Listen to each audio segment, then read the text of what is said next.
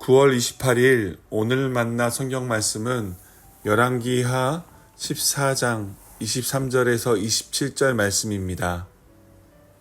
유다의 요아스 왕의 아들 아마샤 제15년에 이스라엘의 여호와스 왕의 아들 여로보암이 왕이 되어 사마리아에서 41해 동안 다스렸다. 그는 주님께서 보시기에 악을 행하고 이스라엘로 죄를 짓게 한 느밧의 아들 여로보암의 죄에서 떠나지 아니하고 그것을 그대로 본받았다. 그러나 그는 이스라엘의 국경을 하맛 어기로부터 아라바 바다까지 회복하였다. 이것은 주 이스라엘의 하나님께서 그의 종인 가드헤벨 사람 아미떼의 아들 요나 예언자에게 말씀하신 그대로였다. 주님께서는 이스라엘의 고난이 너무 심하여 매인 사람이나 자유로운 사람이나 할 것 없이 한 사람도 남아있지 않아 이스라엘을 돕는 사람이라고는 아무도 없는 것을 보셨다. 주님께서는 이스라엘의 이름을 하늘 아래에서 지워 없애겠다고 말씀하시지 않았기 때문에 여호와스의 아들 여로보암을 시켜서 그들을 구원하신 것이다. 아멘. 오늘 만나러 만나주시는 하나님을 기대합니다. 오늘 본문은 북이스라엘 왕국 여로보암 2세의 통치 기록을 담고 있습니다. 예후 왕조의 넷째 왕이자 북이스라엘의 13번째 왕이 된 여로보암 2세는 주전 793년부터 41년간 통치를 했습니다. 이는 북이스라엘 왕들 중에서 가장 긴 통치 기간입니다. 또한 여로보암 2세는 이스라엘의 영토를 북쪽으로는 하맛 입구, 다메섹 북쪽 80km 지점에 이스라엘 가나안 땅의 북쪽 경계였습니다. 그곳에서 남쪽으로는 아라바 바다, 사해까지를 확장하여 아미떼의 아들 요나 선지자를 통해 예언된 말씀을 그대로 이룬 왕이었습니다. 솔로몬 왕 이후 이스라엘의 제2의 전성기를 가지고 온 왕, 북이스라엘에서 가장 오랜 기간을 통치하며 하나님이 약속하신 땅을 얻어 예언의 성취를 이루어낸 왕이 바로 여로보암 2세였던 것입니다. 여기까지 살펴보면 오늘 말씀의 여로보암 2세는 적어도 북이스라엘 역사에서 솔로몬 왕 이후 가장 큰 업적을 이룬 성공한 왕처럼 보입니다. 그러나 이러한 보이는 업적과는 달리 하나님은 그를 다르게 평가하고 계십니다. 23절에서 24절 말씀입니다. 유다의 요아스 왕의 아들 아마샤 제15년에 이스라엘의 여호아스의 왕의 아들 여로보암이 왕이 되어 사마리아에서 41해 동안 다스렸다. 그는 주님께서 보시기에 악을 행하고 이스라엘로 죄를 짓게 한 느밧의 아들 여로보암의 죄에서 떠나지 아니하고 그것을 그대로 본받았다. 오늘 본문은 여로보암 2세의 통치 기간과 그가 이루어 놓은 업적을 기록하면서도 그가 주님께서 보시기에 악을 행한 왕, 느밧의 아들 여로보암의 죄에서 떠나지 않은 왕, 그 모습을 그대로 본받았던 왕이라 기록하고 있습니다.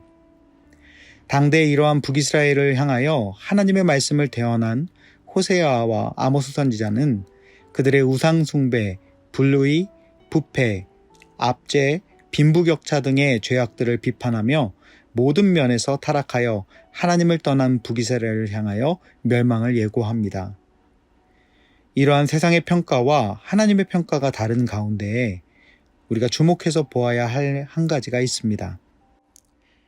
그것은 하나님께서는 왜 여로보암 2세의 악행을 보고 계셨음에도 불구하고 그에게 외적으로 가장 긴 통치 기간을 허락하시고 솔로몬 왕에 이어 큰 번영을 누리게 하셨는가라는 질문에 대한 답변입니다. 이에 대한 답을 오늘 본문 25절 이하에서 발견하게 됩니다. 그것은 여로보암 2세의 왕이 잘해서가 아니라 자기 백성 이스라엘을 향한 하나님의 긍휼 때문이었고 이스라엘의 이름을 천하에서 도말하지 않으시겠다는 그분의 신실하신 약속 때문이었음을 발견하게 되는 것입니다. 그렇습니다. 사랑하는 여러분, 오늘 말씀에 근거하면 하나님은 우리가 이룬 업적과 성취로 우리를 평가하시는 분이 아니라 당신과의 약속, 바로 관계로 우리를 바라보시는 분이라는 것을 기억해야 합니다. 여로보암 2세가 이루어 놓은 번영함으로 인해 하나님이 그를 택하시고 붙들고 계심이 아니라 오히려 죄악이 가득한 가운데서도 이스라엘과 이루신 언약을 기억하시고 다시 그분과의 신실한 관계로 회복되기를 원하시는 긍휼의 사랑 때문에 그에게 긴 통치 기간이 주어지고 풍성함이 주어졌다는 것을 기억해야 하겠습니다.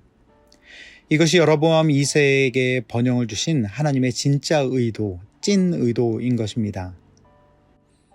그러나 하나님을 따라 살아가면서 큰 번영을 누려보기란 쉽지 않습니다. 오히려 희생과 포기와 가난과 고난이 있을 때가 많습니다. 그럼에도 오늘 여로보암 2세와 같은 반대의 경우가 찾아올 때 우리는 기억해야 합니다. 그분과의 관계 속에서 그분의 찐 의도를 파악하지 못하면 이 모든 것이 내가 이루어 놓은 것이라 여기며 자기 영광을 추구하게 되고 자기가 이루어낸 것이기 때문에 자신의 방법을 맹신하게 되는 교만에 빠질 수 있음을 기억하고 깨어 있어야 하겠습니다. 오늘 말씀 안에서 다시 한번 41년 최장기간의 통치, 영토를 확장하여 제2의 번영을 누린 왕으로 평가받은 여로보암 2세 왕이 아닌 하나님의 찐 의도를 파악하지 못한 교만하고 어리석은 왕의 모습을 발견하는 저와 여러분 되기를 바랍니다. 그리하여 우리에게 주어진 것들을 모두 내가 이룬 것이라 자만하지 않고 겸손히 하나님의 은혜라 고백하며 더욱 하나님께 가까이 나아가 그분의 인도하심을 구하며 기다리는 복된 하루 되기를 주님의 이름으로 축복합니다. 기도하겠습니다. 하나님, 모든 것이 주님이 허락하신 은혜요 기회였는데 내가 이루어 놓았다 여기고 내가 해낸 방법을 고집하며 교만함으로 살아갔던 여로보암 2세의 모습이 오늘을 살아가는 저의 모습이 아닌지 돌아보게 하시니 감사합니다.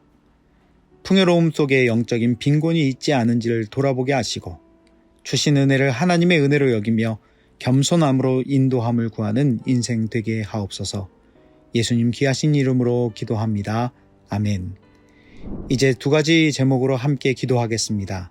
먼저는 오늘 하루 받은 은혜를 발견하고 감사하게 하시고 내가 이룬 것이라 여기지 않고 겸손함으로 하나님의 은혜를 구하는 인생 되게 하옵소서 기도합시다.